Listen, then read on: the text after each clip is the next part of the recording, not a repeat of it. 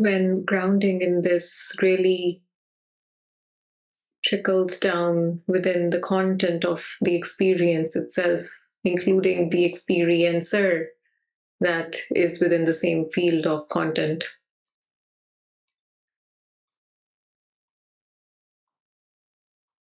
This one that is seemingly living this life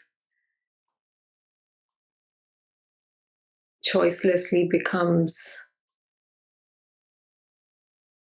peaceful in a way.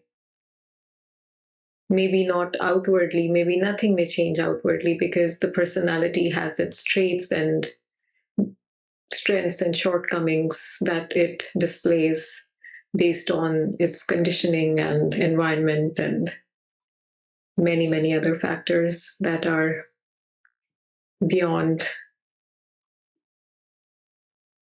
conception even. But yet inherently, internally, there might be this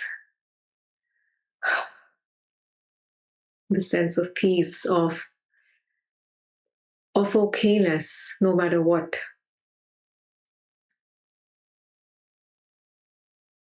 Because there is a knowing that I, as this person, am not doing anything. I'm not the doer.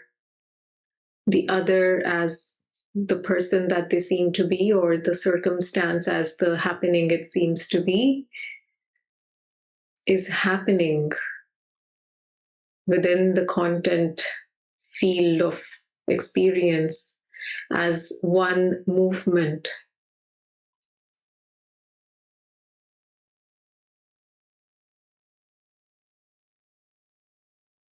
And it doesn't imply or mean that I just take off all my clothes and run outside naked and just shout, nobody's the doer, nobody's the doer. Spoiler alert. There's no need to do that. There's just an inherent knowing that all of this is happening, definitely not by my will. Whose will? We can say God's will or life's will,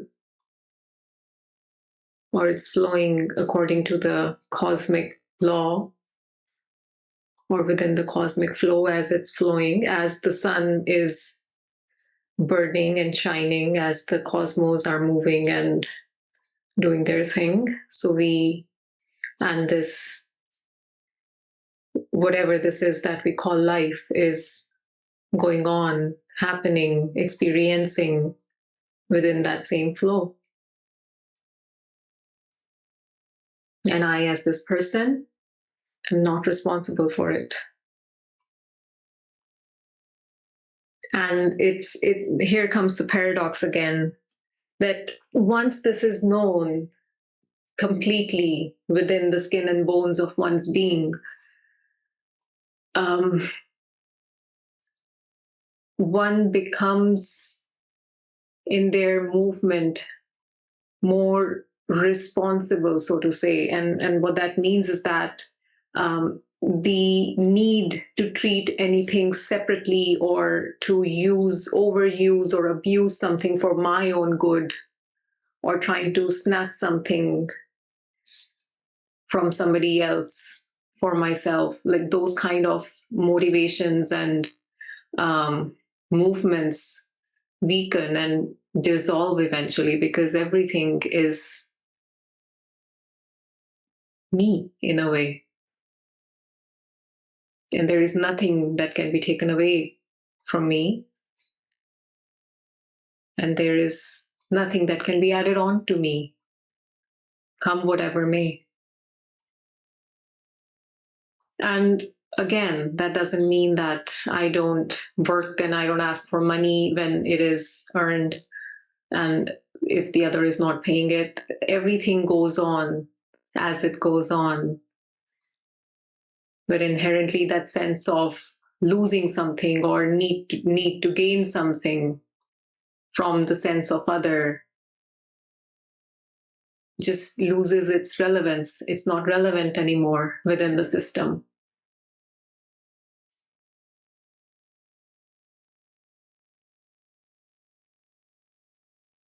And that's how the experience of union with oneself, which really is not a union because there has never been any separation. But that experiential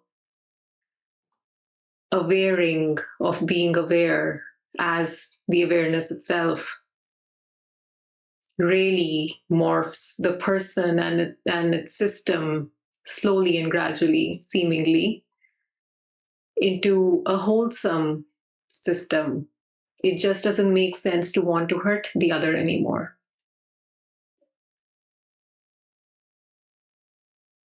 And it just doesn't make sense to hurt myself anymore, whatever that means within the system.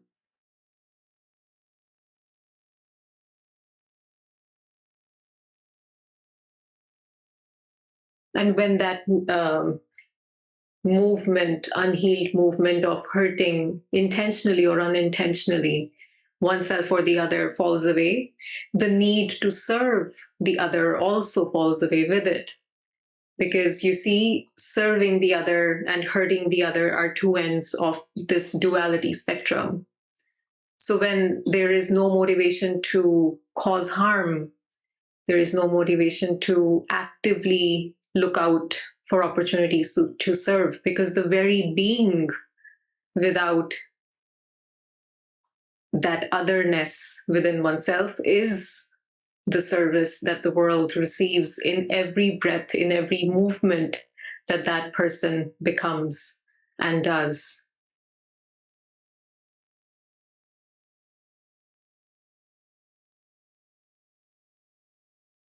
There was a saint and sage, Ramana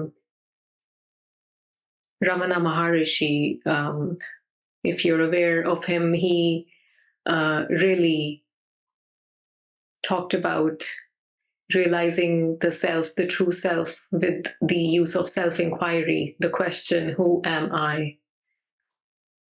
And there is this anecdote that comes to mind now that we're talking about how the personal mechanism transforms with the light of awareness.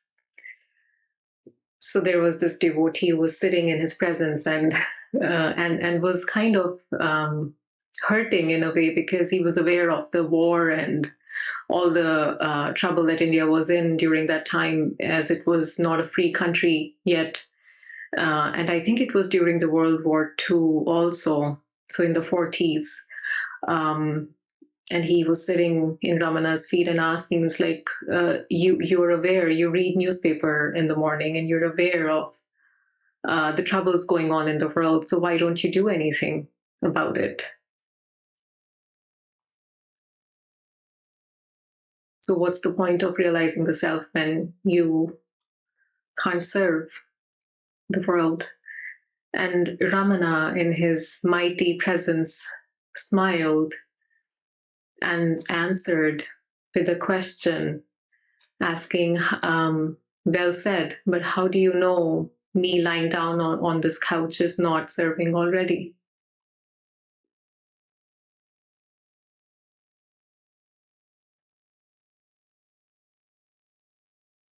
And it sounds very fantastical in a way. It sounds like a fantasy. It's like, what does that really mean? However, it really means that inherently, when the war ends within, that is all that is needed for the war to finally end without. And it starts here.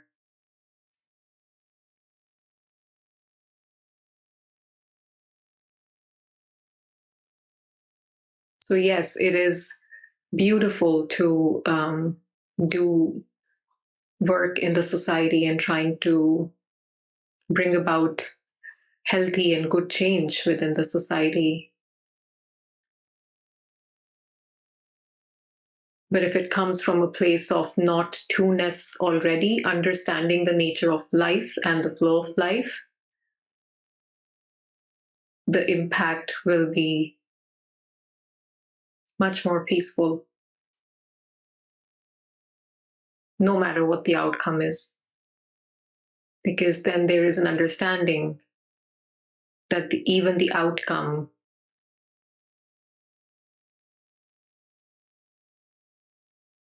is a result of many, many, many factors that are beyond even the scope of human mind.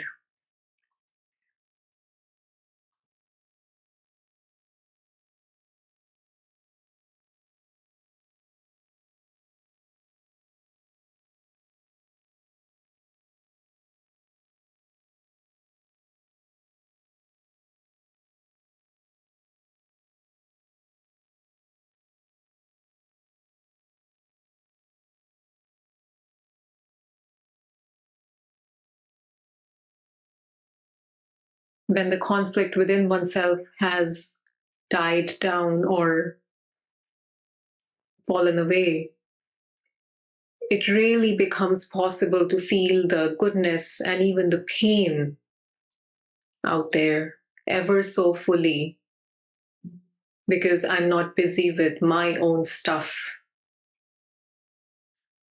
There is a full openness and availability to whatever arises, and that is service. Because then I'm not serving to feel good about myself.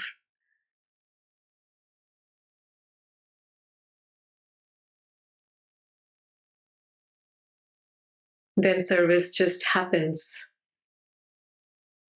without even an intentionality behind it. It just what happens.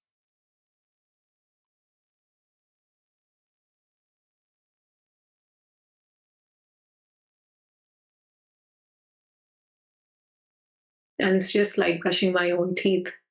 It's like serving myself.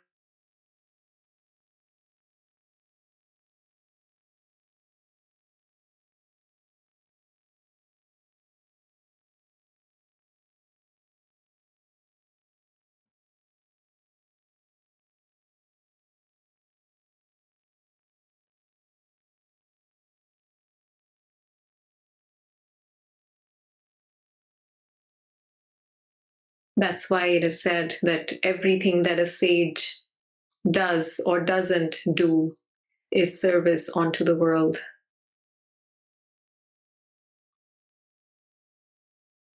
Because whatever they do or don't do is coming from a place which is not in conflict.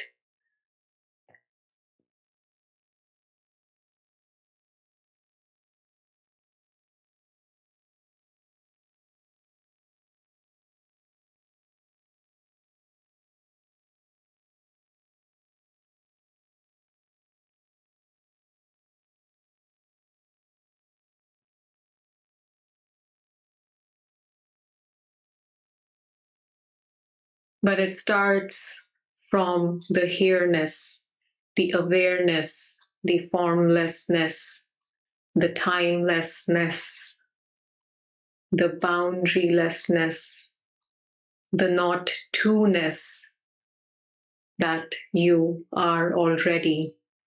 It starts with recognizing that, letting it take over the content that I am as a person.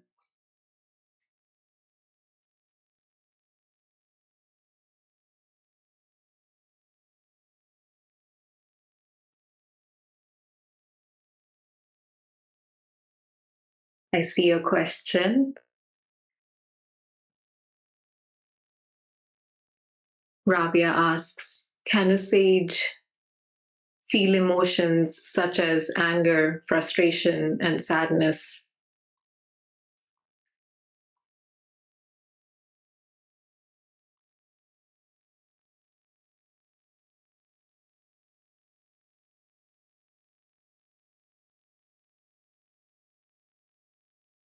And that's a beautiful question. And even to that question, I would say yes and no. Like we just talked right now, that when there is no personal load within the system that is trying to seek or need or gain or afraid of losing anything, when all of that is absent, the space becomes available to feel everything ever so fully. So yes, emotions can arise and are felt fully. Having said that, a sage is called a sage because they are not consumed by the content. They are free of the content. And there are many stories that talk about this. Again, Ramana's story coming to mind when he got a letter sharing that one of his childhood friends in the city that he was born and brought up in had passed away. And he heard the news, closed his eyes, a tear popped out of his eye, and then he moved on for the day. So, yes, sadness can arise and is felt ever more fully. There was another sage called Ramakrishna Paramahansa, and he had throat cancer. And it was a very severe case where he couldn't swallow food, and even liquid at the end had become hard to consume via the normal channel. And he was a devotee of Kali, Ma Kali. And Swami Vivekananda was his disciple. And he loved his teacher so much that he went there and saw his teacher in pain and saw him even shouting and crying in pain. And then one of the other visitors kind of doubted, it's like, what kind of a sage is he? He's like screaming and crying in pain. And while Ramakrishna was going through that difficult physical experience, even in that pain and agony, he smiled and said, the body needs to do what it's doing, but I am free. So what seems like suffering and consumption in the suffering outwardly, the sage is ever free, because the sage is in the recognition of himself, herself, itself.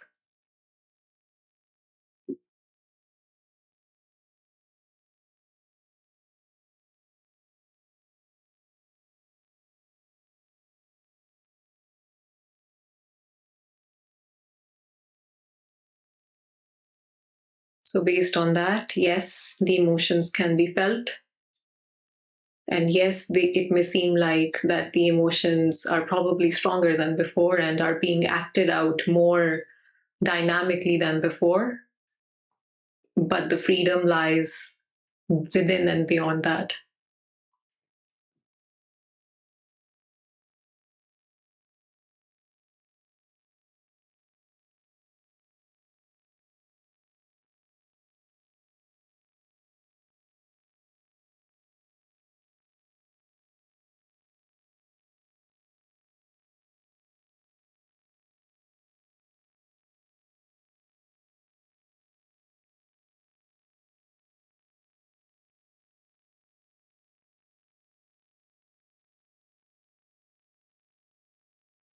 The freedom lies in the recognition, the knowing, the being that I am none of it and I'm all of it.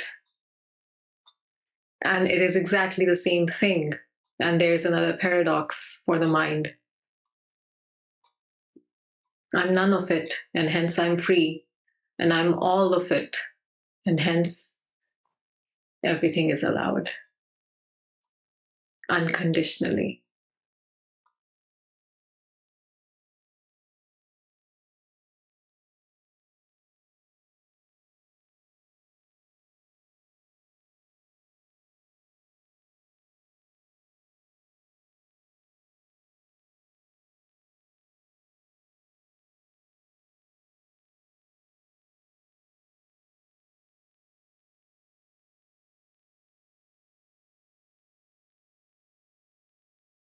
And this process of, once the recognition has taken place of oneself, that one already is beyond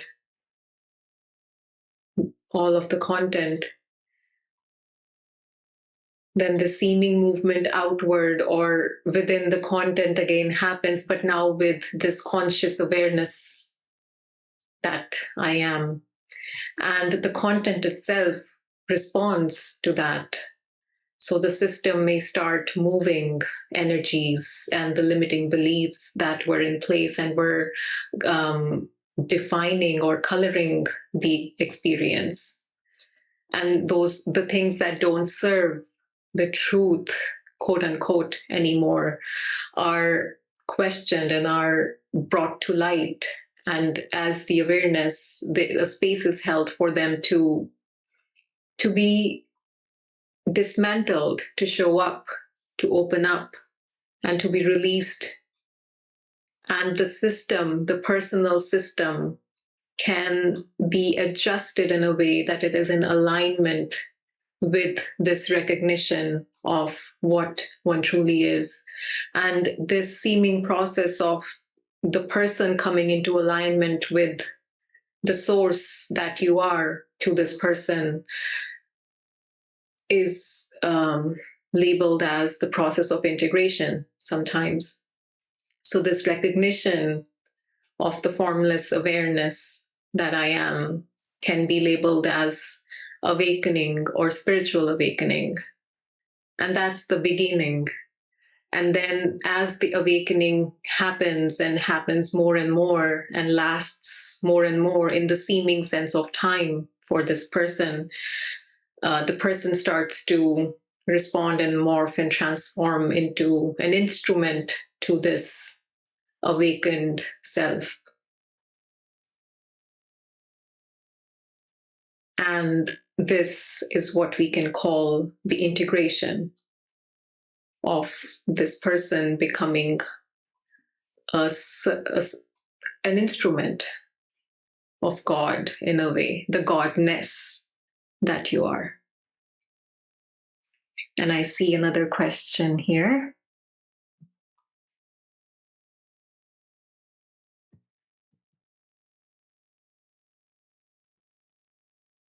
Oh, there's a message as well. I am just reading it now.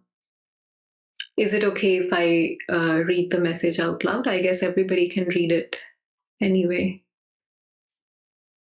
Yeah, so thank you for sharing those stories. I find myself repressing my need to cry or let out certain emotions.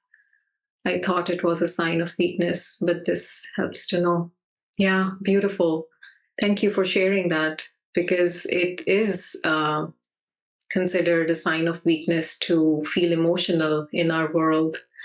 But it is actually a sign of strength that you just shared that right here. And maybe we are in an environment where crying or letting out emotions or feeling our emotions is not encouraged. So maybe finding a place by ourselves where we can allow a space for ourselves to do that, or maybe finding a sangha like this, maybe coming in a place like this or a group that you feel safe in can facilitate that release and that feeling of emotions that might be needing our attention. So beautiful. Thank you. And the question is releasing integration using spiritual techniques and releasing integration in alignment with this recognition different? No, they're not. So integration and alignment can include different disciplines like breath work, like trauma work, yoga. There are countless ways to integrate our the personal structure with the recognition of the formless awareness that one is. So yes, they may seem different, and they apparently are different also when it comes to the nitty-gritties of how they work and what labels they use and the goals that they claim one is reaching, but they all are tools and techniques to come into alignment with the self that is ever present, and this instrument becoming yeah, aligned enough to be living that end of conflict that one already is. Thank you for that question. That is a very that is a question of many also. So thank you.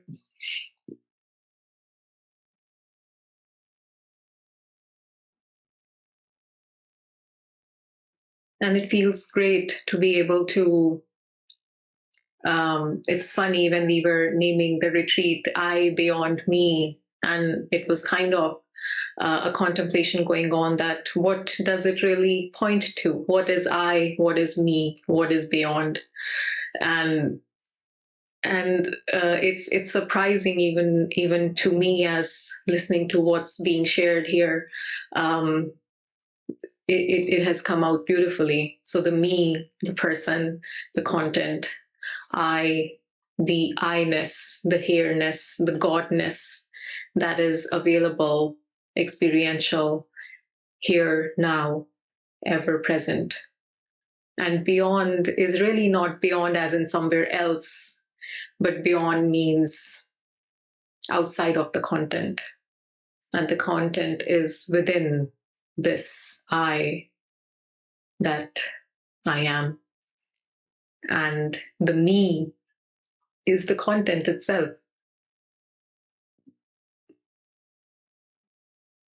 And all of this is me, and none of this is me. And there's the freedom. Integrating and reconciling this within one's own system, knowing what it means experientially,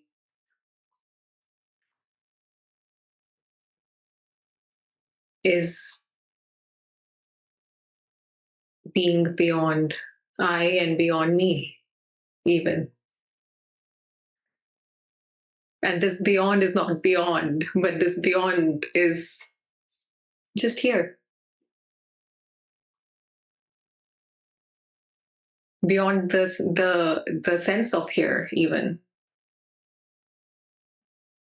Because here implies there. This here-ness is without a there-ness. And that's why language never can do justice. It can only be used as a pointer. But as this is unveiled,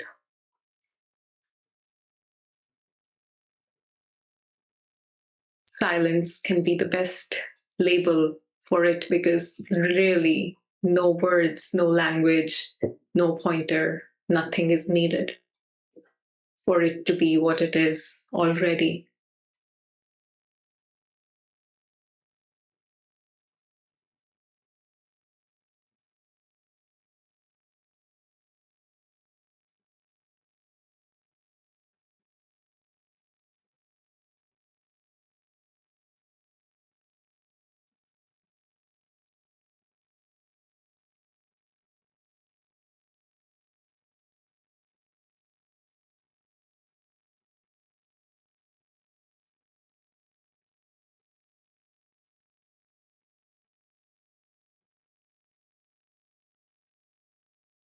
I feel to open the space for anybody else, or even Rabia, if there is anything that you'd like to share, or anybody else would like to share or say, or just talk about anything. I would love to hear from you.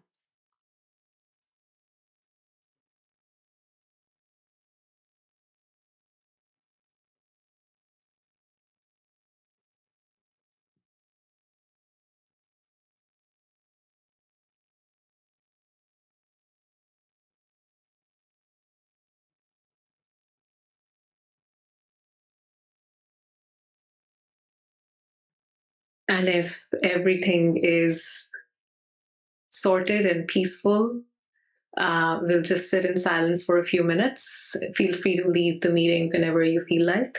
And I'm just going to be here with you for another 5 or 10 minutes. And yeah, see you in the next one.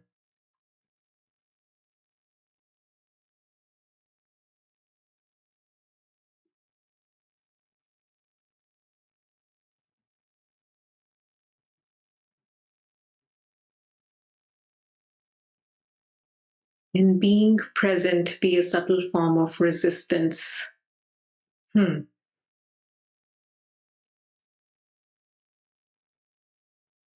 That's a beautiful question, Ramya. When being present is coming from a separate personal entity as a practice, it may be a subtle form of resistance. It may not be, but it may be. Because initially it is needed as this person to have enough diligence in the seeking process to come back to the present moment when the mind mechanisms and the emotions and feelings are so strong that being present or coming back to the present moment intentionally using a practice, breath meditation or whatever, chanting, whatever may work for the person, may be very useful. But as what goes on, and from the place where we're talking from here, if there is a separate personal entity trying to do the being present, and then feeling good or bad about it if it happens or doesn't happen, then yes, it can be a form of resistance to avoid what may show up in the absence of that effort of being present, because presence already is. So yes and no. Again, because at a point it is very useful, and at a point it can be a bypassing of looking at what's here. And it's for you to see which one it is in the system. These are all beautiful questions. And I'm sure you're asking for many out there, not just for yourself. And these questions and answers are going to help a lot of listeners that might listen to this conversation afterwards. So yeah, thank you for asking.